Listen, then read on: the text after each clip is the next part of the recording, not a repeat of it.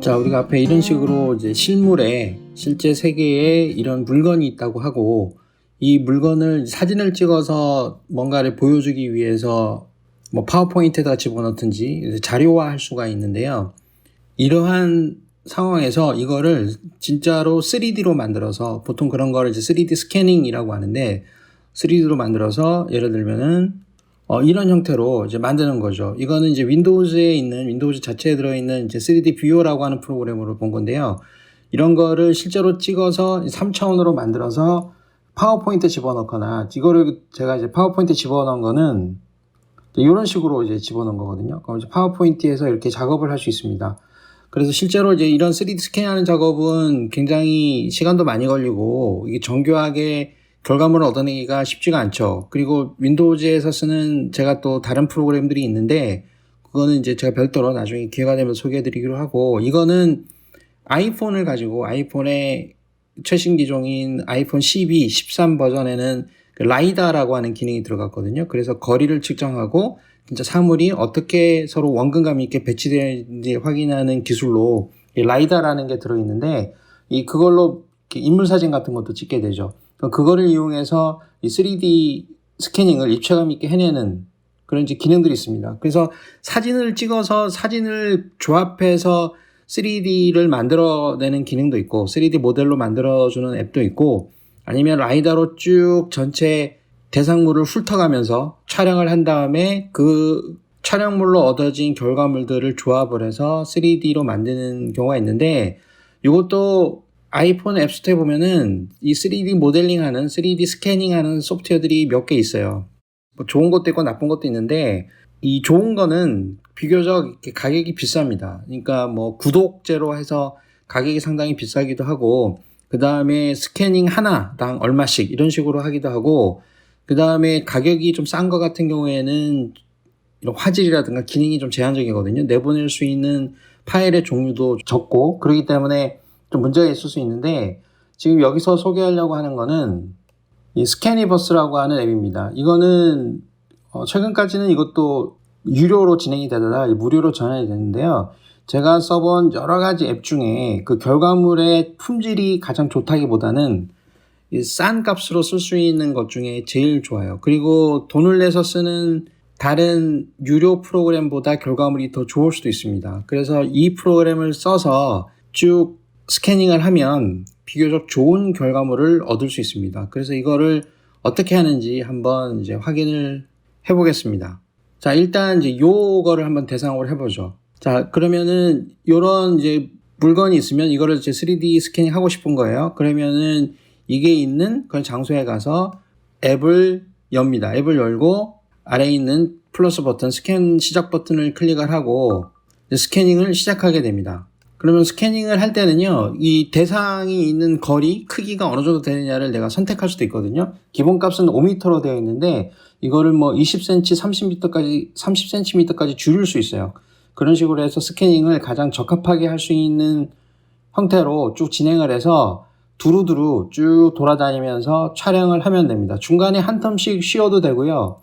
기본적으로는 여기 이제 빨간색 줄무늬가 없어질 때까지 촬영을 하라고 돼 있지만, 이 줄무늬를 완전히 다 없애느냐 하는 게 결과물의 품질을 높여주는 거하고는 크게 관계는 없습니다. 적당하게 내가 촬영할 수 있는 것만큼 카메라를 돌리면서 찍어도 되고요. 그래서 쭉 구석구석 촬영을 어느 정도 해줍니다.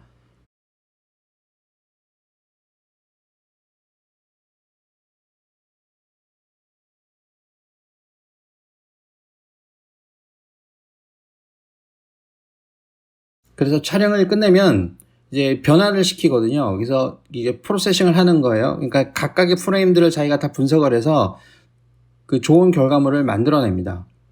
그래서 이제 결과물이 나타나게 되면은 여기서 편집을 할 수 있죠. 예를 들면은 이런 에디트 메뉴를 통해서 크라핑을 해서 이 쓸데없는 부분을 조정을 해서 내가 원하는 부분만 남겨놓고 이렇게 정리를 할 수가 있습니다.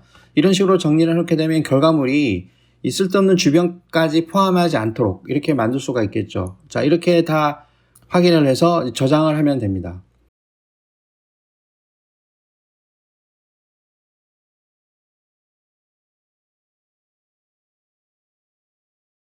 그 다음에 다 했으면은 요거를 PC나 다른 곳에서 적용할 수 있게 변환을 해야 되겠죠. 그때는 엑스포트 모델을 하는 거예요.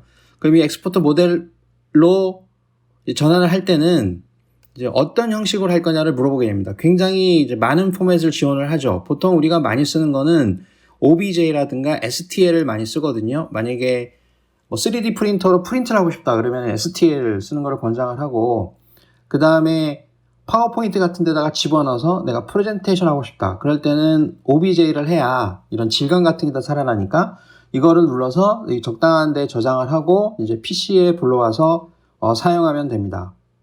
이번에는 이런 벤치도 한번 해보겠습니다. 여기 가까이 가서 이제 시작을 하는 거죠. 프로그램을 열고 이제 스캔 시작 버튼을 누르고 아까처럼 두루두루 돌아다니면서 놓친 부분이 없게 가급적이면 쭉 스캔을 해주는 거예요.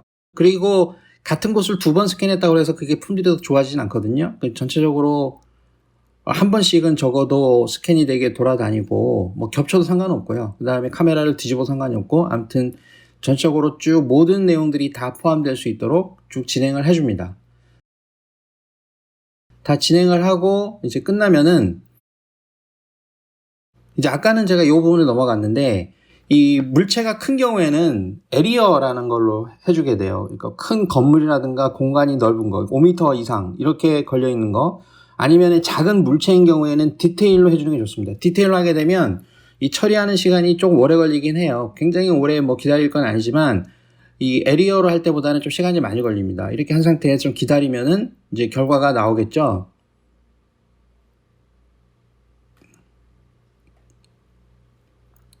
자, 이렇게 해서 스캔이 끝나면은 세이브를 누르고 이제 결과가 이렇게 나오게 되면 이제 그 벤치를 제외한 쓸데없는 부분을 잘라내기 위해서 이제 크라핑을 해야 되는 거죠.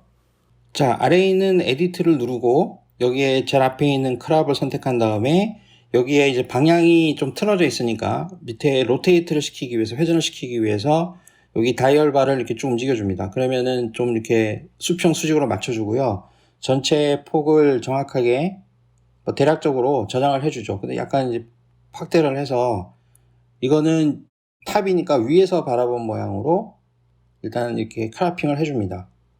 그 다음에 레프트, 여기도 이제 많이 쳐져 있죠. 자, 이런 경우에도 이게 이쪽으로 하게 되면 이거는 좀 움직이는 게 좀 달라요. 그래서 나중에 이거는 편집하는 프로그램에서 조정을 해주는 게 좋습니다. 자, 이렇게 올려주고 그 다음에 라이트에서 이게 돌리는 게 이게 좀 직관적으로 되면 좋은데 이게 돌리는 게 사실은 쉽지가 않더라고요. 그거는 나중에 이제 편집 프로그램에서 해주는 걸로 하고 적당하게 이렇게 마친 다음에 여기 체크 버튼을 누르면 요 정도만큼만 저장이 됩니다. 저장이 됐죠? 자, 이런 식으로 활용이 됐습니다. 이제 정밀하진 않지만 이렇게 하고요. 이렇게 해서 좀 안 좋으면 다시 찍으면 되죠. 그래서 이 정도만 해도 굉장히 잘 나온 거죠. 이렇게 해서 세이브를 누르고 쉐어 버튼을 눌러서 여기서 엑스포트 모델을 해서 적당하게 형식을 선택해 줍니다. 아까도 얘기했지만 파워포인트 같은 데서 쓰기 위해서는 OBJ를 쓰는 거를 권장하고, 그 다음에 3D 프린터 같은 걸로 이제 인쇄를 하려고 하면 STL을 쓰는 게 좋고, 나머지도 필요에 따라서 선택을 하면 됩니다. 그리고 여기 있는 거 OBJ나 뭐 STL 정도는 윈도우즈나 아니면은 파워포인트에서 바로 읽을 수 있기 때문에 이렇게 해서 저장을 하면은 됩니다. 그래서 방금 만든 파일을 윈도우즈에서 불러오게 되면 자, 이렇게 이제 불러오게 됩니다. 자, 이거를 파워포인트에서 쏘고 싶을 때는 여기서 복사를 하면, 자, 여기서 이제 복사를 해볼게요. 복사를 해서 아까 봤던 파워포인트 뒤에다가 슬라이드를 하나 만들고 여기다 붙여넣어 보겠습니다. 그러면은 이런 식으로 들어가거든요. 그렇게 해서 여기서 하면 안 되고요. 그 윈도우즈에 보면은 3D 빌더라고 하는 소프트웨어가 있습니다. 이거는 기본적으로 설치가 되는 건 아니고 이것도 마이크로소프트에서 공짜로 제공하는 건데 따로 그 윈도우즈 스토어에서 찾아서 설치를 하면 됩니다. 여기에서 그 해당 파일을 불러오면 됩니다.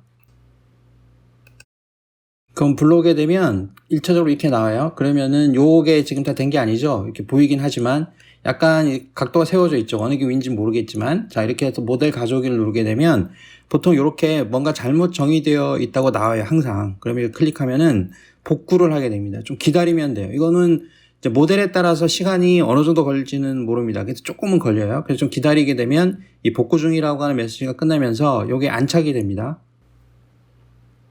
그러면 이게 지금 블루화진 거죠. 자, 이렇게 블루화장이 있는데 이 각도를 바꾸기 위해서 이 회전 버튼을 누르고 각도 이렇게 바꿔주죠. 또 바꿔주고 좀 위로 많이 떠 있죠. 그러면 이 위동 버튼 눌러서 이걸 아래로 좀 내려줍니다. 그 다음에 요게 아까 왼쪽 오른쪽이 좀 틀어져 있었죠. 또 회전을 눌러서 약간 수정을 해줘요. 이제 마우스로 정확하게 맞추기가 어려우니까 이걸 가지고 여기를 뭐 90, 92, 94 이런 식으로 적당히 맞춰줍니다. 자, 그렇게 해서 여기가 형태가 된 거죠. 그래서 이렇게 맞춰져 있으면은 요거를 개체해서 복사를 누르고 그럼 약간 저장 중이라는 요 메시지를 보고 잠깐 기다릴 필요는 있어요. 왜냐면 이게 끝나지 않으면 복사가 제대로 안 됩니다. 그럼 파워포인트로 와서 여기서 붙여넣기 합니다. 그러면 이런 식으로 불러오죠. 그러면 파워포인트에서 3차원 객체로 쓸 수 있습니다. 3D 모델 부분에서 보게 되면 이 각도를 정해져 있는 각도로 틀 수도 있고요. 여기서 내가 움직일 수도 있죠. 그러니까 이거는 그 3D 빌더에서 약간 편집 작업을 좀 해주면 돼요. 색깔 같은 걸 바꿀 수도 있고요. 좀 더 정교하게 다듬어도 되고, 이거는 지금 스캐닝 완벽하게 안 됐기 때문에 스캐닝 뭐 다시 한번 하면 되죠. 그 자리에서 확인한 다음에. 그래서 여기 애니메이션 같은 것도 이제 3D 전용으로 이렇게 줄 수 있습니다. 이런 식으로.